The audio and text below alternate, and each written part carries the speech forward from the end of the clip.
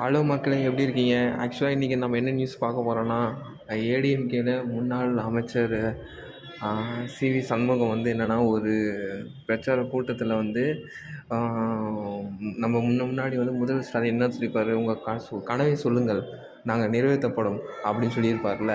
அதுக்கு இவர் என்ன சொல்லியிருக்காருன்னா, என் கனவு வந்து நடிகை நயன்தாரா தான் வேணும், அவரை இது பண்ண முடியும், என்னது, அவர் தான் எனக்கு நயன்தாரா தான் வேணும், நடிகை நயன்தாரா தான் வேணும் அப்படின்னு சொல்லியிருக்காரு. இந்த சிவி சண்முகத்துக்கு பார்த்தீங்களா எந்த ஒரு கொழுப்பு எப்படி இருக்கணும்? இதே உங்கள் வீட்டு பொண்ணாக இருந்தால் அவன் சொல்லுவானா அந்த மாதிரி? ஏன்டா உனக்கு இந்த அளவுக்கு பொம்பளை சொல் கேட்குது, ஏன்டா சிவி சண்முகம் உனக்குலாம் மரியாதையே கிடையாது. உன்னெலாம் வந்து விசாரிக்க வேண்டிய விசாரிக்கணும்டா. போடுற அடியில் போட்டால் எல்லாம் இது பண்ணுவேன். ஒரு இவனை மாதிரி ஆளுங்க இருக்கிறதுனால தாங்க தமிழ்நாட்டில் ஒரே பாலியல் வன்கொடுமை நடந்துகிட்டே இருக்குது. என்னத்த சொல்கிறது?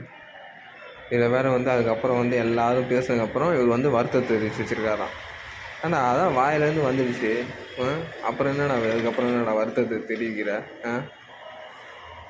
உனக்குலாம் இருக்குது, உனக்குலாம் வந்து காலம்தான் பதில் சொல்லும். ஆமாம்.